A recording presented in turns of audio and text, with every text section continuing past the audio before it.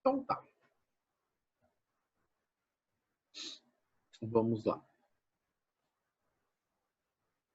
Então nós tínhamos feito esses dois exercícios, né? Temos essas duas questões, e aí sobrou essa questão aqui, né?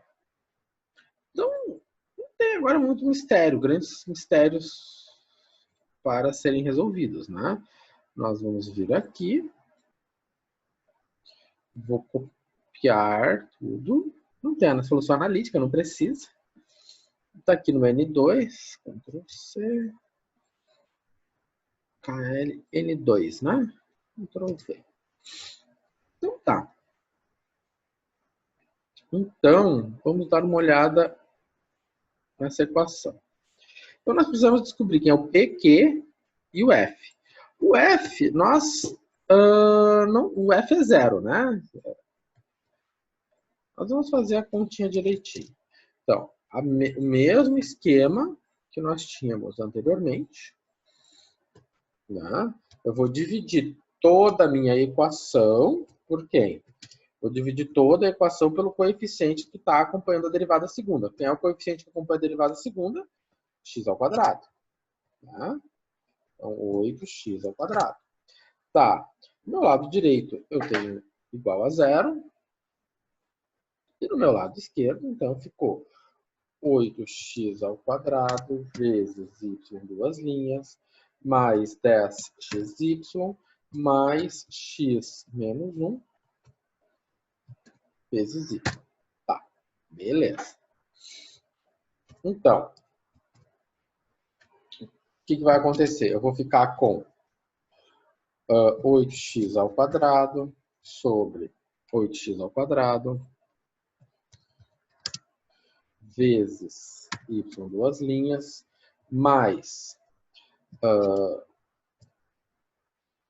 10x sobre 8x ao quadrado vezes y, mais x menos 1 sobre 8x ao quadrado, né, vezes y, e 0 sobre 0, né? Está sendo dividido por um x que não é zero, então vai ser 0. Tá, então agora, então eu tenho 8x ao quadrado dividido por 8x ao quadrado, deu 1. Tá? Era o que nós precisávamos. Agora, eu vou ficar com mais, o quê? Se eu simplifico, vai ficar 5 que divide 4 sobre x, né? Eu tenho 2x embaixo, um x em cima, pela divisão sobrou só um x. Então, y mais, né? Ali já está pronto. X menos 1 sobre 8x ao quadrado vezes o y, igual a 0. Então, o meu P é 5 sobre 4x e o meu Q é x menos 1 sobre 8x. Né? Então, tá. Então, agora, vamos fazer aqui a continha. Então, o que tem que ser mudado? Então, vamos lá. O x0, né? O começo de tudo. O começo de tudo ocorre em 1, vai até 10, são 80 passos, né? O y1 é 1 e o y' de 1 é 1. Ok. Agora, o P. O nosso P ficou 5 sobre, aqui, 4 vezes x. Não posso, vezes, né? Vezes x. Né? Eu tenho que usar o parênteses, porque eu tenho que garantir que 4x vai ficar exatamente embaixo da divisão. Eu não posso escrever 4 vezes x. Isso aqui é um erro muito recorrente. E o que o computador está fazendo? Ele está fazendo 5 dividido por 4 vezes x. E isso aqui é diferente de 5 que divide 4x. Que é isso aqui que nós queremos fazer. Então, tem que colocar o parênteses, senão 4 vezes x. Tá? Então, um erro bem recorrente.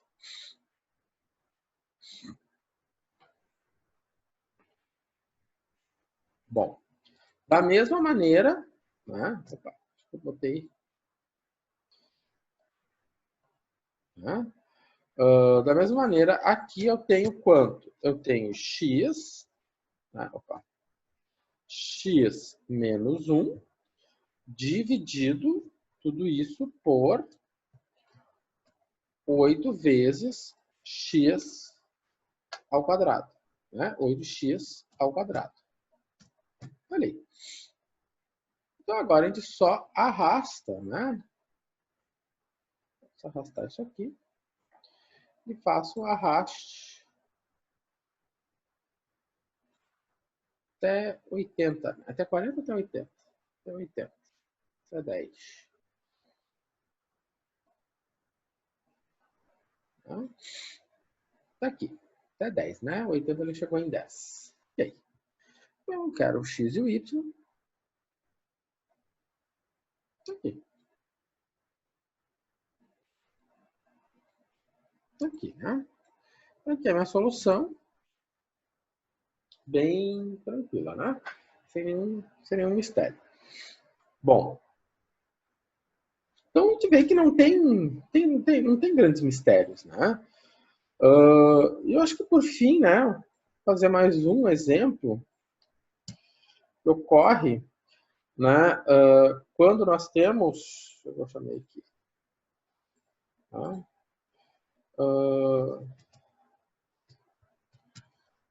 Vou botar mais um exercício aqui, né? Que são, por exemplo, quando eu tenho algo desse tipo. Ó, 3t. Né? Onde eu tenho um y de 0. Né? Sei lá, uma posição inicial 0. E aqui uma velocidade inicial de, sei lá, 5. Né? No sistema massa-mola, por exemplo, essa equação aqui ela representa um sistema massa-mola, né? Onde eu não tenho amortecedor, eu só tenho uma massa, eu tenho uma mola e eu tenho uma força, né? Uma força que ela tem um comportamento periódico. Né? Então, nesse tipo de problema, né, o que nós já verificamos? Né? Que o P é 0. Então, no lugar do P, eu vou colocar 0. No lugar do Q, vai ficar 16. E o F é uma função. Tá? E o F, né, o F de T, é uma função, seno de 2T. Ok. Tá? Então, vamos ver o que vai acontecer. Deixa uma coisa. Eu vou botar. Vou deixar o seno. Vou deixar o seno. Tá. Então, se eu vou levar essa informação para lá.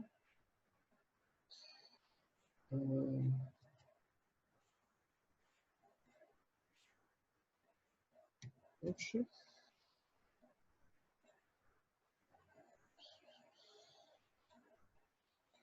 Vou fazer mais uma abinha aqui. Ok.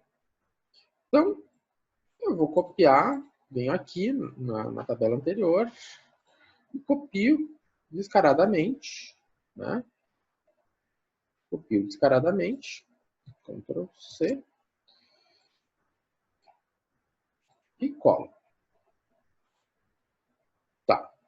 Então, por mais que aqui eu esteja trabalhando com T, não faz diferença. É a nossa variável independente. Né? A variável independente aqui é T. Nós programamos com X. Então, a gente vai fazer o mesmo efeito, só com nomes diferentes. Né? Então, se eu for... eu não defini aqui algumas coisas. Né? Então, simular a solução. Né? Se a gente está em cálculo numérico, a gente tem que dizer isso. Né? Se está em equações diferenciais, a gente vai achar a solução. Simular a solução no intervalo de, sei lá, 20 segundos, com n igual a, vou botar um n bem grande, 200. Isso é 200 vezes. Tá.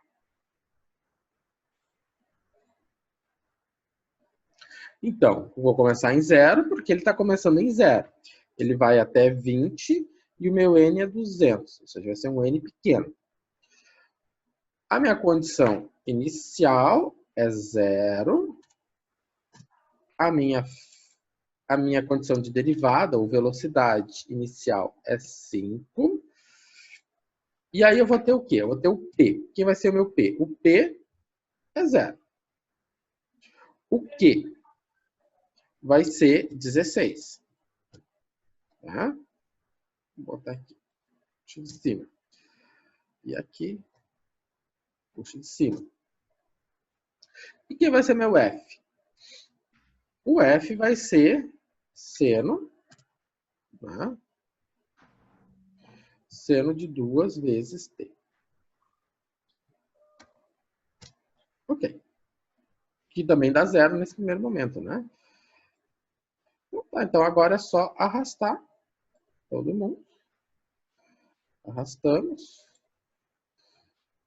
E vamos até 200. Eu até passei, mas tudo bem. Tá. Beleza, então vamos lá. Professor, quando se fala em deslocamento em Y, qual seria nesse caso aí? Como assim deslocamento em Y? Eu vou deslocar em... Já, deixa eu só terminar aqui. Para eu falar disso. Então tá, então aqui nós temos um comportamento, né, periódico, né? Vamos dizer assim, era esperado esse comportamento, tendo em vista que eu tinha aqui um seno, né? Se eu tivesse, sei lá, aqui a gente pode modificar e criar uma outra situação. Se fosse igual a 0, não tivesse uma força externa, né? Deslocamento em X, deslocamento em Y, tu teve quando tu estava trabalhando com Runge-Kutta. Aí tu tem um deslocamento em Y. Tá? Aqui no nosso caso a gente não tem esse deslocamento em Y. Aqui está o deslocamento em Y do Runge-Kutta, né? Então não é o nosso caso. Então, quando a gente está trabalhando com método das diferenças finitas... Opa, peguei outro. Quando a gente está trabalhando com o método das diferenças finitas, a gente não tem esse deslocamento. É esse aqui. Tá? Só para não... E no problema... Tá, agora tem uma outra coisa que é no problema, a física desse problema. Agora tem uma outra coisa que realmente pode, na física desse problema, tu vai interpretar isso como um deslocamento em Y. Porque o que acontece? Né? A gente olhar para esse gráfico. Se eu olhar para a física do problema, sim, o que ele está acontecendo com esse problema? Eu tenho uma massa, eu tenho uma mola, né? Eu tenho uma massa que está presa a uma mola. Sim. E aí, então, na física desse problema, ele vai estar deslocando o Y para cima e para baixo. Tá? E pelo que ele está... E como ele está sendo puxado por uma força periódica, tá? Como ele está sendo puxado por uma força periódica, ele está constantemente indo para cima e indo para baixo. Ou seja, a massa está se deslocando em Y para cima e para baixo. Eu acho que era isso que você estava perguntando. A ideia era isso mesmo. Se a gente for pegar esse exemplo que o senhor desenhou aqui agora da mola e fosse comparar esse gráfico ao lado, parece o quê? O cara puxa a mola e larga, depois puxa um pouquinho mais forte e depois larga, depois puxa naquele um pouquinho menos forte e vai fazendo esse comportamento assim, né? É que como ele tem um seno, ele puxa e volta, puxa e volta, puxa e volta. Porque É um trigonométrico. Trigonométrica, ela vai e volta, puxa e volta, puxa e volta. O que eu quero fazer aqui com vocês é um outro exemplo. Pegar o mesmo problema, só mudar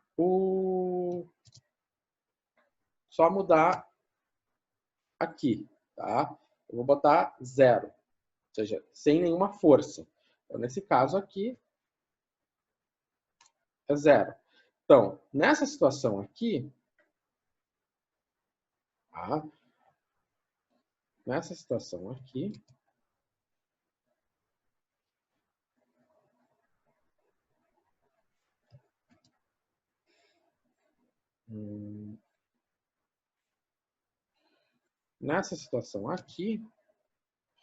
para 0, ou seja, eu não tenho essa força,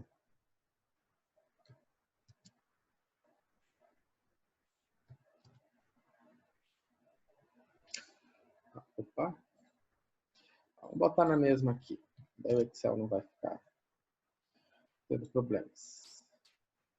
Tá, então, agora aqui é 0, né? E aqui é 0 daqui. Então, vamos arrastar até os zeros. Tá. Vamos ver o que vai acontecer agora.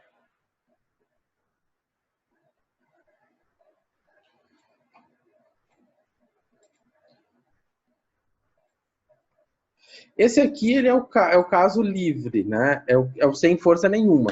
É o caso ideal. Ele não tem amortecimento, então, pelo fato dele não ter amortecimento, ele vai ficar para sempre. Né? Ele vai ficar para sempre. Tanto que você pode ver que ele tá. A amplitude dele é a mesma. Ó. A amplitude dele é a mesma. Esse é o caso idealizado. Puxou uma vez, ele ficou para sempre. Tá? Eu chamo, pode chamar de pêndulo perfeito. Né? E aqui no anterior, né, se eu pegasse o outro exemplo, ele tem uma periodicidade. Ó. Uma hora ele tem uma amplitude maior e outra menor. Né? Tu vê essa diferença de amplitude. Essa diferença de amplitude se dá por esse seno aqui. Se tivesse colocado, vou botar uma força que freia. É uma força que freia não, porque ela não vai, para frear eu teria que ter um amortecedor, né? Daí eu teria que ter o outro termo. Por exemplo, se eu tivesse, sei lá, botado um EXP. Ó, aqui eu estou fazendo brincadeira já. Vou botar EXP de X. Né? Vem aqui e vejo o que vai dar. Ó, não mudou quase nada, porque o EXP ele não cria nenhuma. Não cria nada. O EXP de menos X não cria nada. Ele vai para 0. Vamos botar XP de X. XP de X vai aumentar. Em vez de ir para muito perto de 0, ó. Agora, como o meu E na X foi para um número muito grande, né? Aqui o deslocamento puxou para baixo, né? Foi-se. Perfeito. Certo? Bom, aqui a ideia que eu quero mostrar para vocês é que essa tabela aqui está pronta, que no trabalho de vocês têm situações onde vocês vão usar essa tabela, né? Outras não.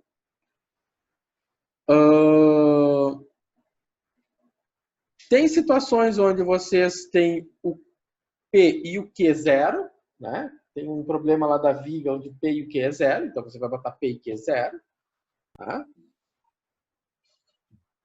E depois eu acho que tem o problema da massa mola, que aí é só você botar encaixar as pecinhas, e tem o do circuito também, né? Se não me engano é um circuito, o massa mola e a viga. né? A viga, o P e o Q é 0. Enfim. Tá? Bom, era isso que eu tinha que mostrar para vocês. Eu vou salvar todo esse material e vou disponibilizar para vocês agora, tá? E o que mais? E era isso. Se alguém tiver alguma dúvida em relação ao trabalho, quiser perguntar, fico aqui à disposição ainda. Eu sei que eu andei digitando algumas coisas erradas lá, uns N's que eu trocava por H's, mas já resolvi todos eles. O que mais? Alguns problemas de integrais, você tem que calcular trapézio por trapézio. Tá? Por quê?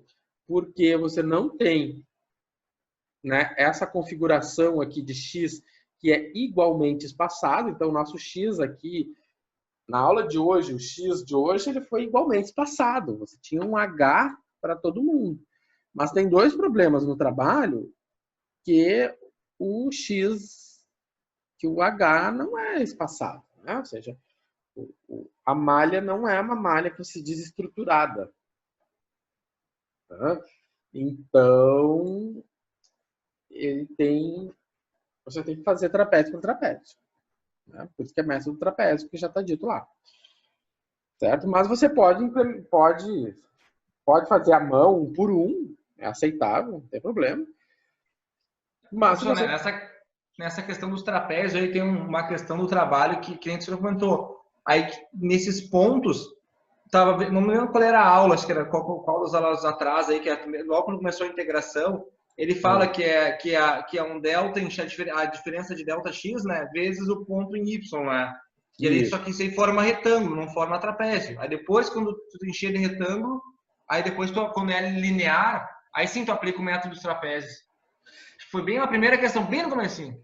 Tá, assim, ó, deixa eu só ver aqui. Tá, só abro o Moodle para vocês verem. Aqui.